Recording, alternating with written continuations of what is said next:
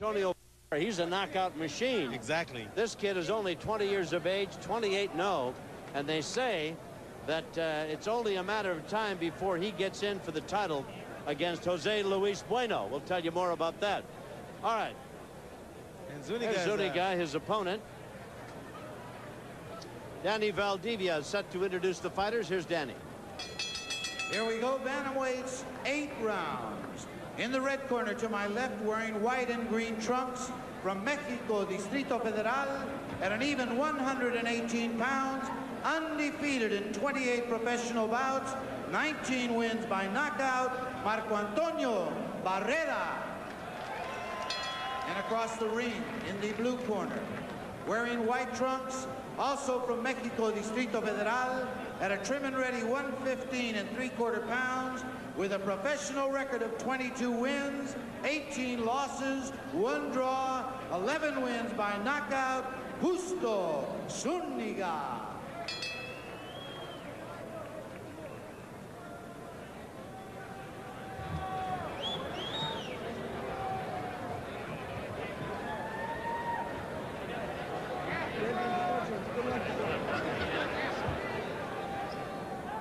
To check the tail of the tape on Barrera and Zuniga. Barrera's 5'7½", awfully tall for a bantamweight. In fact, he's 3.5 inches taller than Zuniga. 117 3/4. He's got 2-pound pull. He is 6 years younger, and he has 2 inches advantage in the reach department. This young guy is almost Hollywood script stuff. His family is well-to-do in Mexico, very supportive, follow him around the country. He looks like a baby-faced assassin. He has knocked out 19 of the 28 wins he's had in his pro career. And they say that Jose Luis Bueno doesn't want any part of him. But if he wins tonight, he's in line for a shot with Carlos Salazar in a title elimination go.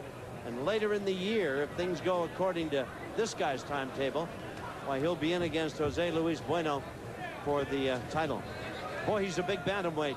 Yes, he is. He almost looks like he's a full-grown lightweight. Yeah. Looks of it. Yeah, at least a featherweight, but he's... At 5'7". Yeah, 5'7.5" and 117 3/4 pounds. What an advantage. Yep.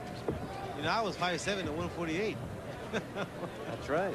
But most of the guys you fought were the same size. You and Napoles and Hedgemon Lewis, you were all right in there at that. Exactly, 5'8", 5'9". That's right. But you can tell Barrera by the way he's fighting right now.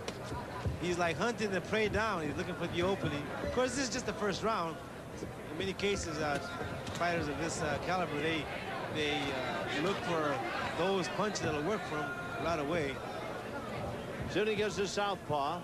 He caught Barrera a moment ago with a right hand high. Boy, I tell you, Barrera just looks like he's devastating in the punching department. But this kid, Zuniga's been in with a lot of tough cookies. He's been in with the Russian, Yuri. Oh, yeah. Arbachikov, who's the WBC 112-pound champion. He's been in with Melkor Castro. Of course, he's lost to him. Yeah. But, I mean, he's been in with some of the very best fighters around. And they haven't all been knockout losses. Oh, no. He's gone the distance with these guys. Yep. He's a tough cookie. It's a good test for Barrera should he win this fight. Barrera backs him up.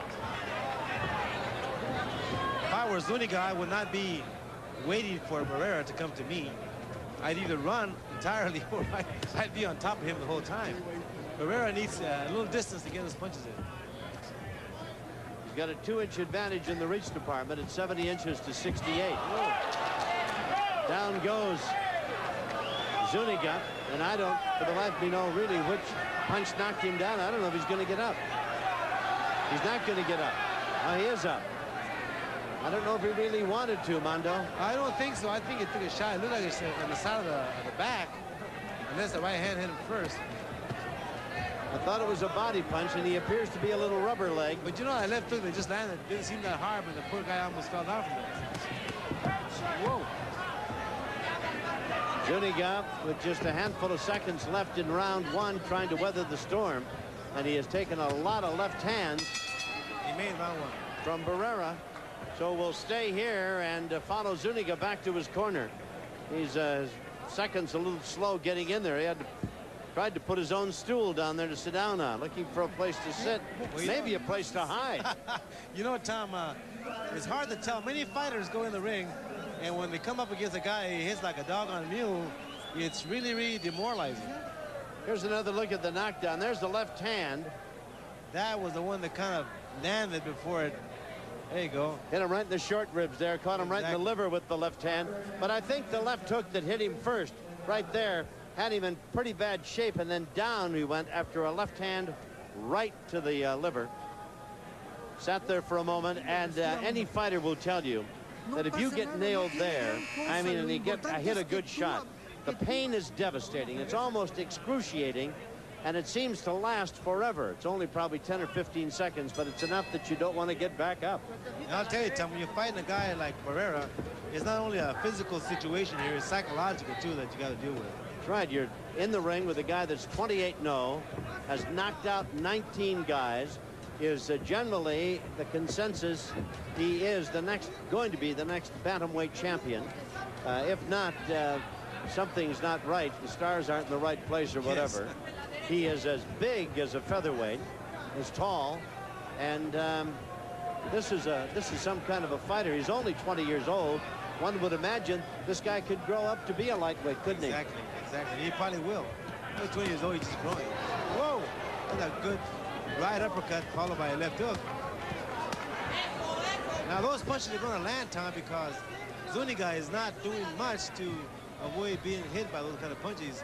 He's bending over, trying to get away from a punch. I take it, but he's not doing much to block his punches. No, and he's a southpaw, and he turns and exposes the right side of his body, and he's taken some real shots to the lower part of the body, and of course one of those was responsible for knocking him down in round one. You know, and I just noticed Barrera is doing to Zuniga what most left-handers do to right-handers. They throw, of course, in this case, their left hand to the shot, the body. But Barrera's throwing the right hand along the right hand and connecting with it and making Zuniga feel the effect of that. Barrera, the taller of the two, white trunks trimmed in green. Marco Antonio Barrera. And Zuniga appears to be in for a very tough evening tonight. Barrera hitting him with almost everything. This is round number 2. They're scheduled for 8. Boy, Barrera shows no emotion. Stoic. Not a hint of emotion on his face. All business. Boy, it's like walking into the bank and finding a loan officer there that's going to tell you, no, we aren't handing out any money today. That's the look he's got in his face, with a sure look in the face. Oh, boy. That's got to be demoralizing. Yeah. It's like, don't bring that act in here, pal.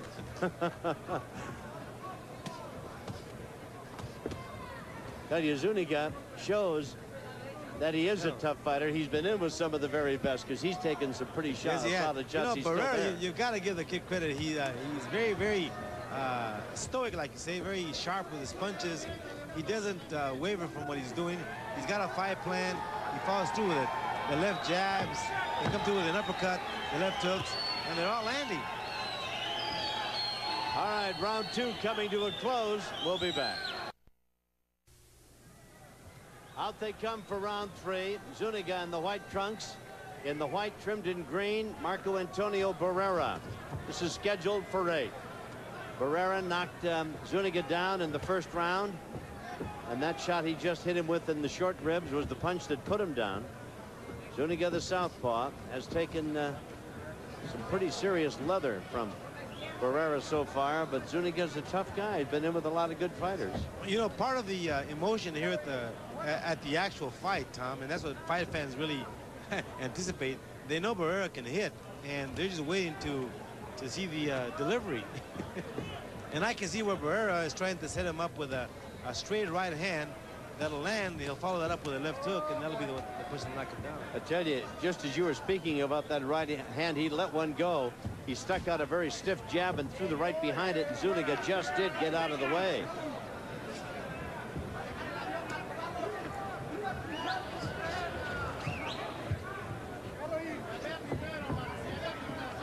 Zuniga has fought the likes of Melchor Cobb Castro, one of the top flyweights and bantams.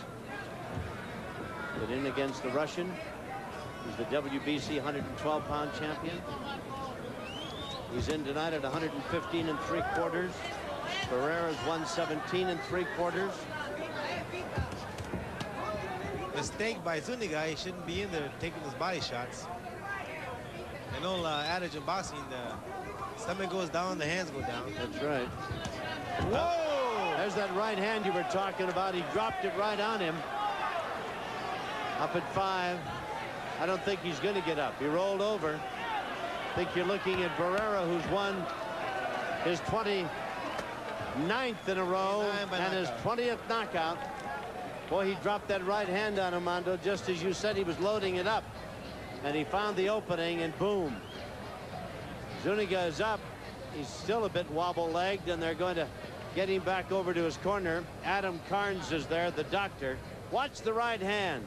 Just a whistler. Right there. Dropped it right on him. Here it is. There's the jab, and boom. Good night, knockout. We'll be back.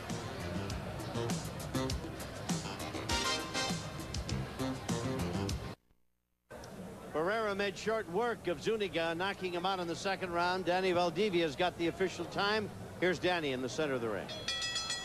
The winner by a knockout in 1 minute 54 seconds of round number 3, still undefeated, Marco Antonio Barrera. Marco Antonio Barrera, he's 29-0, 20 knockouts. And I tell you, next for him is Carlos Salazar.